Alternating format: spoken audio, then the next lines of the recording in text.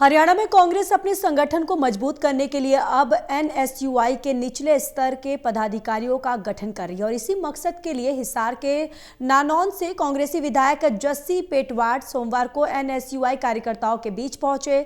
इस खबर से जुड़ी ज्यादा जानकारी दे रहे हैं total news associate editor doctor Mahesh Kumar. Haryana में कांग्रेस पार्टी ने अपने संगठन की मजबूती पर काम करना शुरू कर दिया है। एनएसयूआई यानी छात्र संगठन को भी मजबूत करने की कोशिश कांग्रेस पार्टी की तरफ से लगातार की जा रही है। नानौन से कांग्रेसी विधायक जस्सी पेटवाड़ इन स्टूडेंट्स के बीच पहुंचे और इस वक्त हमारे साथ बने हुए। मुझे बताइए कि संगठन की मजबूती के लिए तो कांग्रेस पार्टी कोशिश कर ही रही है, संगठन में सृजन पर काम हो रहा है। एनएसयूआई जो कि कांग्रेस पार्टी की स्टूडेंट विंग है, उसे भी अब जड़ से मजबूत करने की तैयारी। बिल्कुल, देखिए कहीं भी किसी भी पार्टी की लगाइए, कंपनी की लगाइए या किसी घर की लगाइए, संगठन सबसे बड़ी नींव होती है और बिना संगठन के चलना बेहद मुश्किल है। और आज खासकर क्योंकि छात्र और यूथ किसी भी चीज़ में संगठन में रीढ़ की हड्डी होते हैं।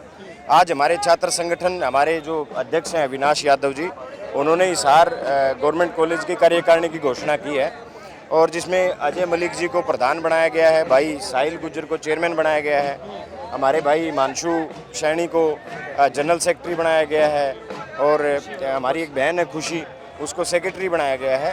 तो इस तरीके से सारी कॉलेज और सभी यूनिवर्सिटी में एनएसयूआई अपनी कार्यकारिणी की घोषणा कर रही है, क्योंकि आज जिस तरीके का माहौल भारतीय जनता पार्टी ने जात पात और धर्म की राजनीति करके बनाया है, तो युवाओं का और छात्रों का सबसे बड़ा फर्ज बनता है कि इस माहौल में लोगों के सामने एक सकारात्मक सोच के साथ जाया जाए। एक सकारात्मक सोच दिखानी जरूरी है, लोगों के बीच जाना जरूरी है, बताना जरूरी है कि जात पात और धर्म की राजनीति से किसी का भला नहीं हो सकता। एडीजीपी वाई पूर्ण कुमार की आत्महत्या के मामले ने पूरे देश को झकझोर कर रख दिया है। कांग्रेस पार्टी भी अब सड़कों पर उतरने की जो कवायद है करती हुई नजर आ रही है। इस पूरे मामले को लेकर क्या कुछ कहेंगे?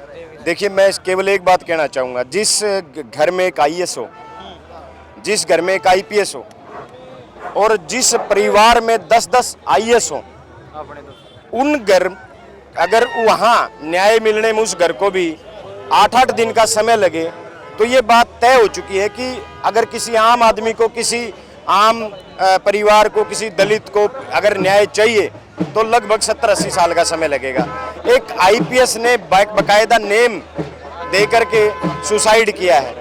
दोषी अधिकारियों के ऊपर कार्रवाई होनी चाहिए। आज केवल इस बात पे मत जाइए, अपने गांव में आ जाइए, शहर में आ जाइए, जब कोई सुसाइड करता है, चाहे बेशक किसी बेकसूर व्यक्ति का नाम लिखा दे, जिसका भी नाम सुसाइड नोट में आ जाता है, पुलिस उसको कहती है इसका बकायदा नाम है, इसको नहीं छोड़ा जा सकता। चाहे पूरी पंचायत, खाप या कोई लग जाए, उसका नाम एक बार आ गया तो उसको जेल जाना ही जाना पड़ेगा। तो फिर आज किस बात का इंतजार है? जब वाई पूर्ण जी ने मरने से पहले सुसाइड नोट में नाम दिया है, तो सीधी सी बात है, जाहिर सी बात है कि उनके ऊपर कार्रवाई होनी चाहिए। और दुर्भाग्य है कि एक आईएएस आईपीएस परिवार को भी न्याय के लिए बैठना पड़ रहा है। 6-6 दिन हो गया, आज 7वां दिन है, अब तक पोस्टमार्टम तक नहीं हो रहा।